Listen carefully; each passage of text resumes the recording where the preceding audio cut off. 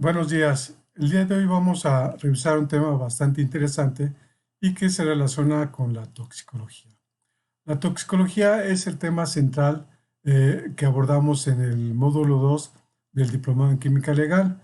Este módulo 2 se denomina Análisis Químico-Toxicológico de los Indicios, cuyo titular es el doctor Isidro Hinojosa López.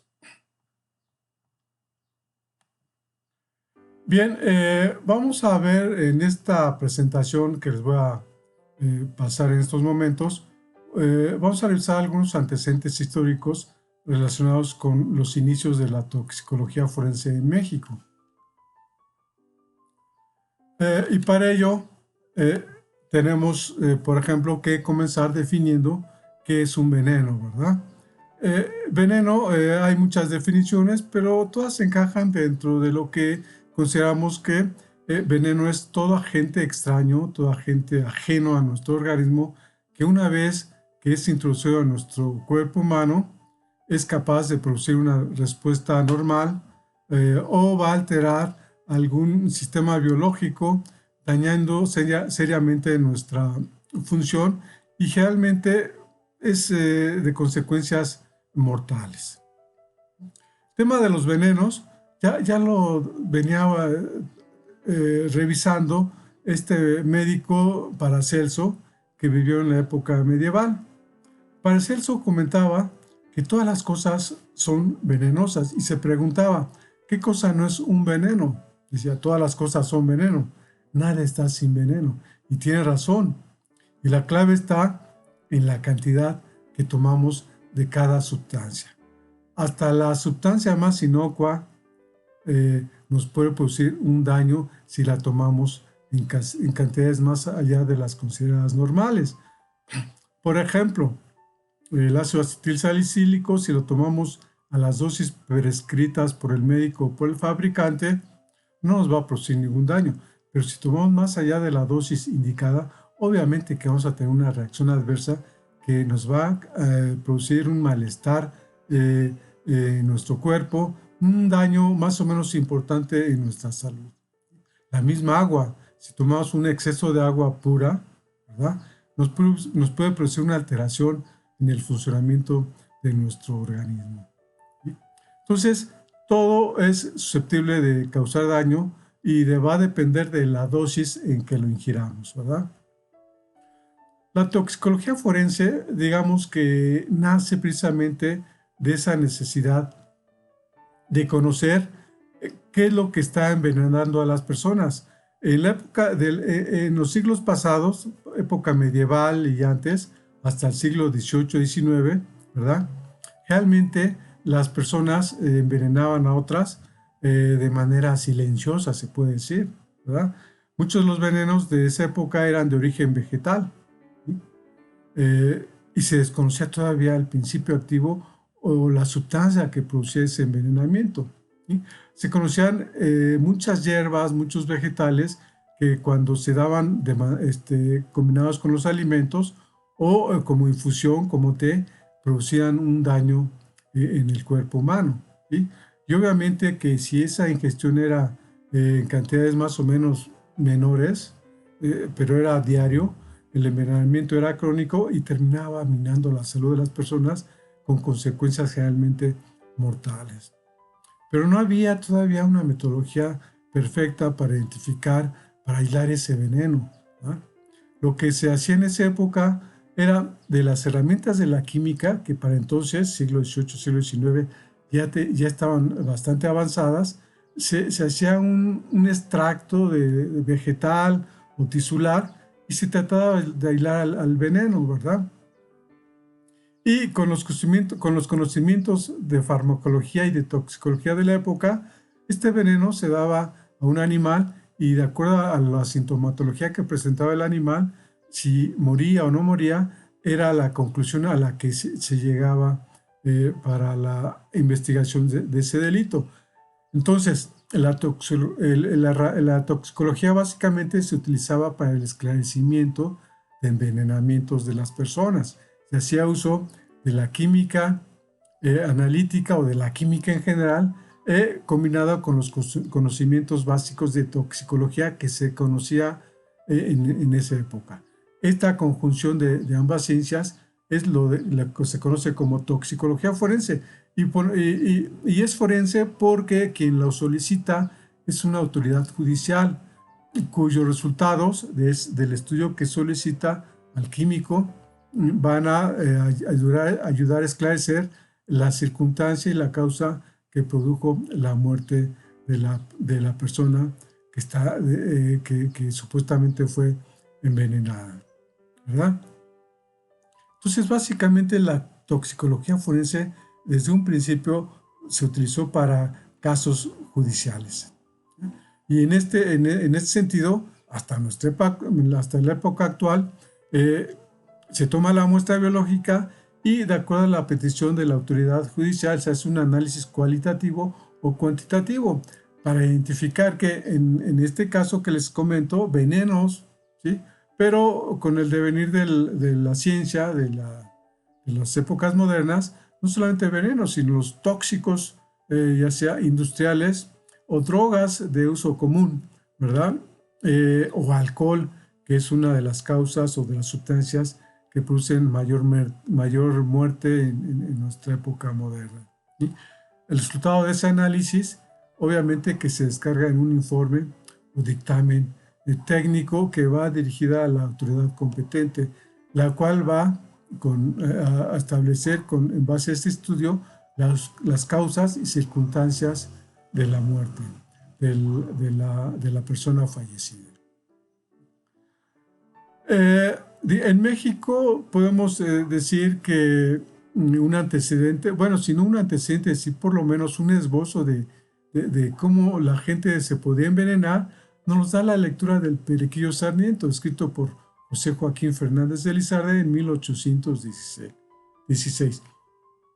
Él nos narra las andanzas del Periquillo Sarmiento, el personaje central de la novela, cuando llegó a ser mozo de botica, después de haber pasado una serie de exámenes que incluían, entre otros, el idioma latín, ¿verdad?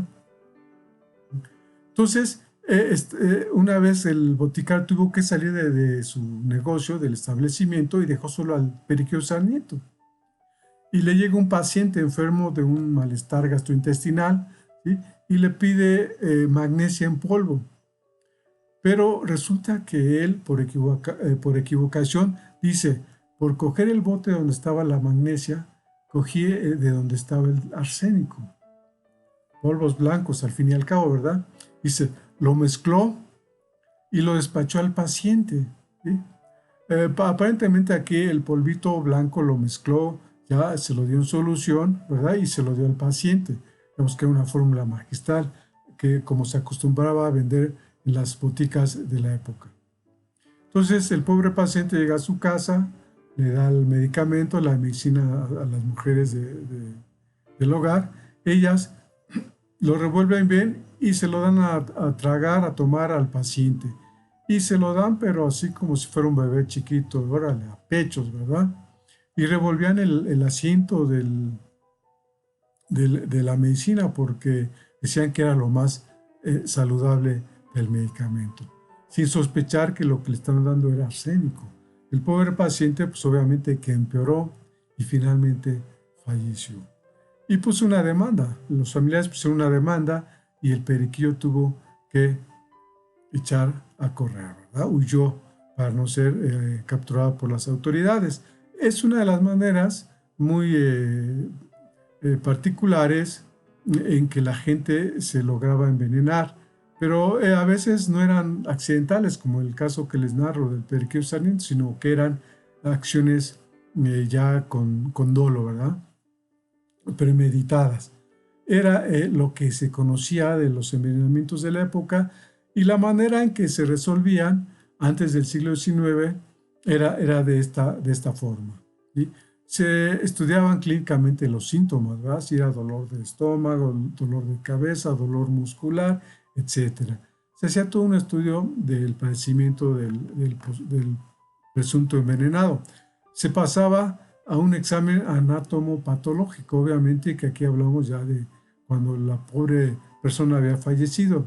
Se hacía este examen sobre los tejidos, los órganos internos, las vísceras del paciente para ver el daño provocado por el veneno. ¿Sí? Una vez que se lograba establecer el estudio anatomopatológico, se hacían extractos cadavéricos, ¿verdad? Y de esos extractos cadavéricos le daban a un animal, ¿verdad? Para ver el efecto que causaba en él. Y aparte también, si lograban dar con la planta, el vegetal que había sido usado en el envenenamiento, hacían estudios también con hacían extractos de este vegetal y también lo usaban para dárselos a los animales y ver qué efectos provocaban en el mismo. Y en función de esto, pues se dictaminaba si había o no envenenamiento. Eso es lo que se sabía hasta el siglo XVIII, siglo XIX. Y a principios de este siglo XIX aparece el doctor Matthew Orfila, que se conoce como el padre de la toxicología moderna. Básicamente él se dedicó a lo que es la medicina legal, al estudio de lesiones, heridas en el cuerpo humano, pero también tuvo que ver con envenenamientos, con tóxicos, y escribió este tratado sobre venenos de origen mineral, vegetal y animal. Y era un tratado sobre toxicología general. Aparte, él también desarrolló pruebas y métodos para identificar sangre y semen, ¿verdad? Lo cual era igual importante en el esclarecimiento de algunos hechos relacionados con la presencia de este tipo de fluidos biológicos. Otro personaje importante que sentó las bases de la toxicología moderna fue Jane March. Este químico fue escocés, este señor, fue un químico escocés, fue el primero en usar la toxicología en un caso judicial. Resulta que lo llamaron para esclarecer un posible envenenamiento usando arsénico. El arsénico en años recientes se había descubierto, era un metal, ¿verdad? Y se utilizaba para envenenar a las personas. Lo llaman y el método que se conocía en esa época no era muy preciso, no era muy exacto. Él presentó sus resultados con la seguridad de que la sustancia que había ingerido la persona supuestamente envenenada había sido hecho con arsénico y presentó sus resultados, pero había muchas dudas respecto al método, a los resultados, y la conclusión generó una duda razonable, motivo por el cual las autoridades dejaron libertad al acusado del envenenamiento. Y eso molestó a Jane March y logró diseñar un aparato en donde a base de sal de arsénico, ¿verdad?, calentada con ácido sulfúrico, producía un gas, la arsina, y calentada producía arsénico metálico que una vez que se depositaba en una superficie fría, producía una capa delgada plateada y era una prueba contundente para la presencia de arsénico y era capaz de detectar arsénico en niveles abajo de los miligramos, una técnica muy, muy, muy sensible y muy específica para detectar arsénico. Otro hecho importante fue el estudio del asesinato de Gustave Fournier en 1850, pero es famoso no por quien lo cometió, los condes de Beauharnais, sino porque en este asesinato se utilizó un veneno para cometer dicha muerte, y fue la nicotina, ¿verdad? La nicotina en esa época pues era una sustancia de uso social, pero el extracto de nicotina era utilizado para fines intoxicantes, ¿verdad? Pero resulta que en la época no se tenía la metodología para extraer venenos originados en los vegetales, ¿sí? Sin embargo, el auxilio de este químico, Jean Servais Stas, fue bien importante porque él, a partir de un procedimiento que él diseñó, pudo extraer venenos de origen vegetal, como fue el caso de este tipo de envenenamiento. Y ese fue el éxito, ese fue la resonancia que tuvo la resolución de este caso. El uso de una metodología para extraer venenos de origen vegetal. ¿Sí? Es así que este método, pues, con posteriores mejoras, se conoce como el método de Stas-Otto, ¿sí? Que es fundamental en la toxicología actual. Y básicamente son extractos alcalinos, ¿sí? A partir de extractos orgánicos, ¿verdad? ¿Sí? Que lo que se usa actualmente es también este método de Stas-Otto. Entonces, estos tres personajes, Orfila, March y Otto, fueron los que sentaron las bases de la toxicología moderna. Estamos hablando de principios o mediados del siglo XIX. ¿Sí? Para esa época en México tenemos que pues, apenas algunos personajes de la época tomaban en cuenta o ya sabían sobre toxicología de manera, digamos, muy básica. Por ejemplo, en 1836 se publica un primer artículo relacionado con la toxicología. Lo publica el doctor José María Vargas, el primer farmacéutico de la época moderna. Él lo publica en el periódico de la Academia de México y se denomina decisiones judiciales que deben ser conocidas de los farmacéuticos. Y en él difunde fallos judiciales en casos de envenenamiento por medicamentos secretos, por descuidos, por errores, casos dolosos, etcétera, ¿verdad? El otro personaje importante que sentó las bases de la toxicología en México es el doctor Luis Hidalgo y Carpio. Se dice que es el padre de la toxicología en México.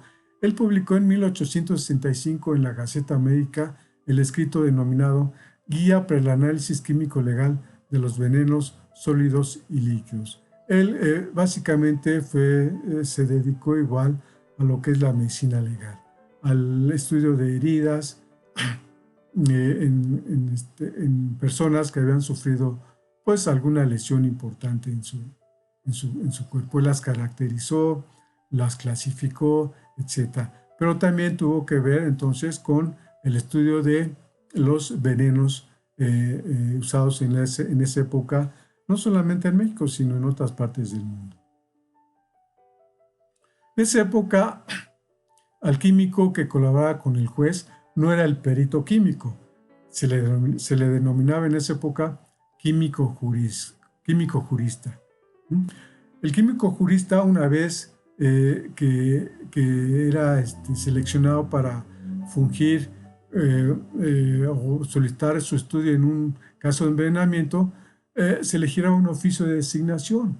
Él lo aceptaba y hacía un juramento de ley, ¿verdad?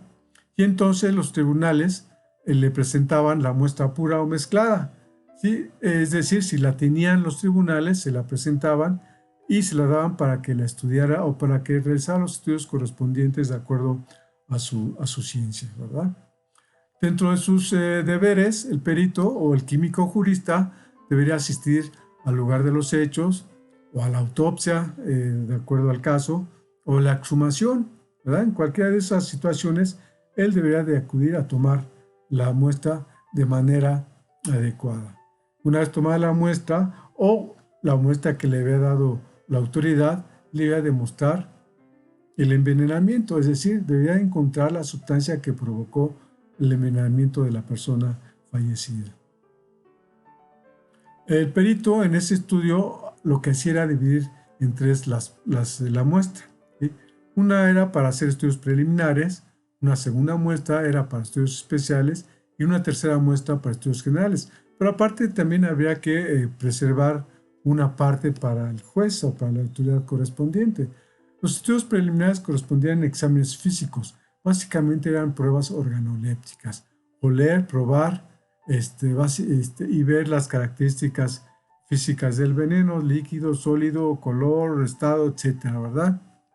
Obviamente que esas pruebas organolépticas dejaron de funcionar igual desde finales del siglo XIX, principios del siglo XX, porque pues obviamente que ponía en riesgo la integridad del químico jurista.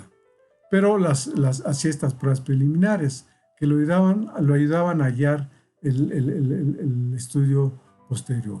Una vez que terminaba las pruebas preliminares, hacía pruebas químicas. Bueno, también eran parte de las pruebas preliminares. Eran pruebas con papeles reactivos, algunas reacciones de color que ya se conocían en la época, pruebas de precipitación o de solubilidad. Entonces, con las pruebas organolépticas y las pruebas químicas, él ya más o menos tenía una idea, se daba una idea del tipo de veneno, del tipo de tóxico que estaba tratando de identificar. Terminadas estas pruebas, iniciaban los estudios de confirmación, en donde se aislaba el veneno del extracto cadavérico o de la planta que le había presentado la autoridad correspondiente. Y utilizaban métodos bastante, digamos, avanzados para la época. La destilación, ¿verdad? En caso de venenos gaseosos o volátiles, la extracción de mezclas para venenos orgánicos, solubles o mezclados, ¿verdad? La digestión para venenos metálicos, ¿verdad? O la diálisis para venenos de tipo orgánico. Entonces, como ven, era un procedimiento, una ruta metodológica bastante, si no compleja, sí laboriosa, ¿verdad?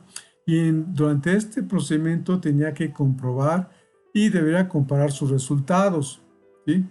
Las pruebas que él hacía, ¿sí? Debían ser positivas y contundentes para el veneno que había identificado. En caso contrario, pues se decía que la química, el químico jurista, no podía aportar nada al caso, ¿sí? Entonces, aparte de esto, como comentaba, él proporcionaba una muestra al médico para hacer las pruebas correspondientes en animales. Entonces, si no se identificaba el veneno, se decía que la química legal, el químico jurista, no aportaba elementos a las autoridades correspondientes que le ayudaran a crear convicción, certeza del veneno encontrado en el extracto o del veneno que había usado para causar la muerte de la persona que estaba siendo investigada su muerte, ¿sí? En ese caso, pues, el químico daba su opinión con cierta cautela, porque a veces se encontraba con venenos nuevos en donde no existía ninguna información respecto a sus propiedades ni a sus características organolépticas o físicas, ¿verdad? Pues se trataba de una sustancia nueva, de un veneno que no se había conocido con anterioridad o no se tenían muchos antecedentes del mismo. Y generalmente en aquella época casi todos eran juicios orales. Se llamaba al perito, ¿verdad? Y entonces él presentaba su informe, hacía sus experimentos correspondientes frente a la audiencia, ¿verdad? Al público que estaba presente en ese juicio oral. Y entonces ahí era bien definitorio el papel que jugaba el químico jurista ante el tribunal. Dependía mucho de su habilidad para convencer o crear convicción en el juez y poder darle un resultado confiable que le garantizara certeza al juez para dictaminar el resultado final, la sentencia final, ¿sí? Entonces finalmente tenía que convencer al juez y la prueba final era hacer estudios en animales con la sustancia que había sido extraída y de acuerdo, como ya se los comentaba anteriormente, y de acuerdo a los síntomas manifestados, que era la muerte principalmente, se considera prueba concluyente de envenenamiento o no. Bien, pues hasta aquí termina la presentación, muchachos. Yo espero que haya sido importante, interesante esta plática. Ya posteriormente hablaremos sobre temas relacionados más con la metodología aplicada para el estudio de indicios forenses, para el estudio químico de indicios encontrados en el lugar de los hechos. Por el momento les doy las gracias por su atención y nos vemos en la próxima presentación.